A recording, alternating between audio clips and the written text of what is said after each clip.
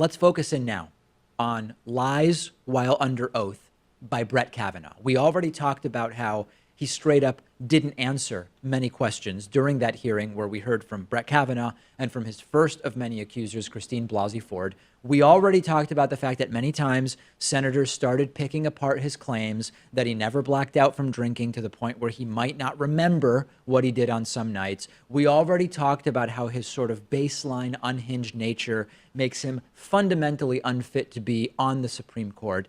But now I want to focus in on lies that he told. Remember, Senators Jeff Flake and Chris Coons, who called for this investigation, last night said if any lying is uncovered, that's likely the end of this nomination for Brett Kavanaugh. So this matters, okay? It's really important to understand that Kavanaugh is lying about lots of little things, and that should disqualify him from being on the court. Even if each individual lie is small or relatively unimportant, it's still against the law to lie under oath, and it still makes him a liar. People who know Kavanaugh are flooding out saying he lied. He lied many times during the hearing. Every few hours, there's a new article with people who know him saying this was a lie, that was a lie. Kavanaugh lied so much, actually, that it's hard to even know where to start. But let's first start with his claim about getting into Yale. Part of Brett Kavanaugh's unhinged ranting on Thursday included him saying that he got into Yale on the basis of his hard work and that he had no connections to Yale whatsoever. His exact words that day were, quote, "Senator, you were asking about college. I got into Yale Law School. That's the #1 law school in the country. I had no connections there. I got there by busting my tail in college."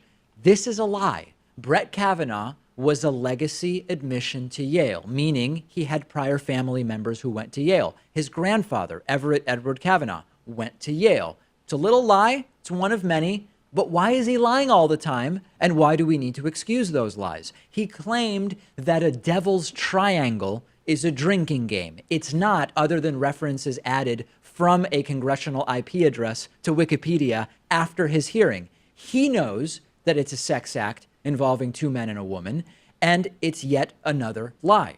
He claimed that the term boof related to flatulence, which it doesn't. Kavanaugh knows that it relates to anal sexual practices. He implied when talking about his drinking that he was of legal age by saying, in 1982, I drank beer, 18-year-olds could drink, so the seniors could drink legally. That's right. The seniors who were 18 could drink legally. He wasn't 18 at the time. It's a small lie, but it's yet another lie. And then there's kind of like the bigger narrative lies, okay? Kavanaugh's broader story was, I just didn't drink enough to forget stuff. I didn't drink enough to have foggy memories, despite the fact that Senators Booker and Blumenthal and others made, Klobuchar and others, made some pretty significant progress in showing that that wasn't true. But before and since Kavanaugh's testimony, a bunch of his classmates have come forward to say he was frequently stumbling around drunk. He had no rational control over his actions, nor a clear recollection of them. He was asked during the hearing whether he watched Christine Blasey Ford's testimony. He said, no, but I plan to watch it later. It was widely reported in multiple media outlets that he was watching the testimony. The fact that Kavanaugh lied so much about so many little things is actually indicative of his "they can't touch me" attitude, which he shares with who? He shares that attitude with Donald Trump. When you were this willing to perjure yourself, you should not be on the Supreme Court. You really shouldn't have any government job. Private companies are free to decide, Pat, do they care about the fact that this guy lies all the time or not? He really shouldn't have any government job. And as I said before, it's not likely that there's going to be a perjury charge proven here. It's unlikely we're even going to get a perjury charge. But at least one senator is getting tough on the crime of perjury by Supreme Court nominees. And that's Bernie Sanders, who has now actually written a letter to Chuck Grassley, who's been running this entire circus of a confirmation hearing, saying the FBI should investigate not only the claims of the accusers, but also whether the guy lied, whether he perjured himself. And in his letter, Bernie Sanders said, in order for this FBI investigation regarding Judge Brett Kavanaugh's nomination to be complete, it is imperative the Bureau must not only look into the accusations made by Dr. Ford, Deborah Ramirez, and Julie Swetnick, which they're not doing, by the way, it should also examine the veracity of his testimony before the Judiciary Committee.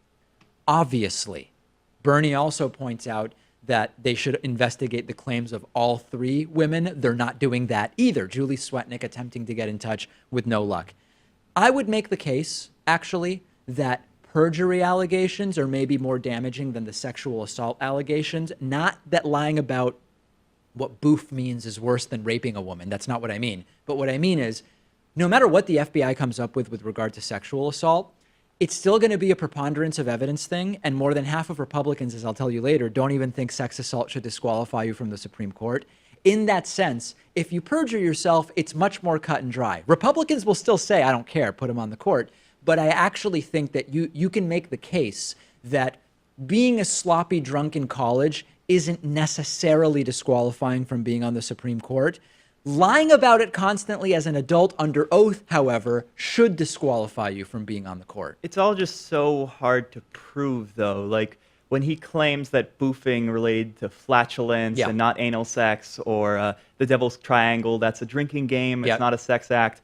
I mean, in his circles, he could claim that that's what those terms meant. You can't just cite Urban Dictionary and say there's a discrepancy here. Or, you know, I mean, his classmates will come out and say that this guy drank a lot in college, right? He was intoxicated every Friday and Saturday night, and it's unbelievable to think that he could remember some of that stuff. Well, hey, if he says that he didn't black out, how are you going to prove otherwise? And when it comes to perjury, it does involve whether he was deliberately saying something that wasn't true or whether he genuinely is just mistaken. So it's an uphill battle, but I agree with Bernie. The lying has got to be investigated here. Send me your thoughts. I'm on Twitter at @dpakman. The show is on Twitter at David Pakman Show. We've got a great program for you today.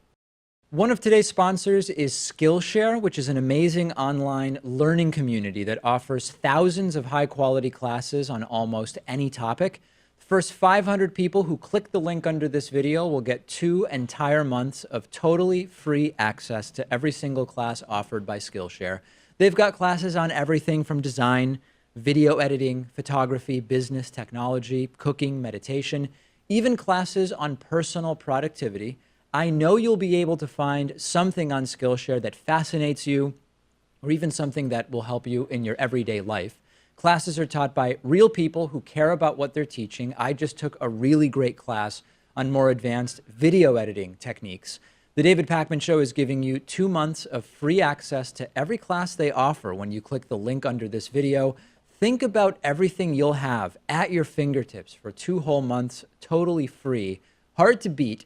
And after that, if you like it, you can keep access to every class on Skillshare for under $10 a month, one of the most affordable learning platforms out there. Just click the link under this video to redeem your 2 free months of Skillshare, but hurry, it's only available to the first 500 who sign up.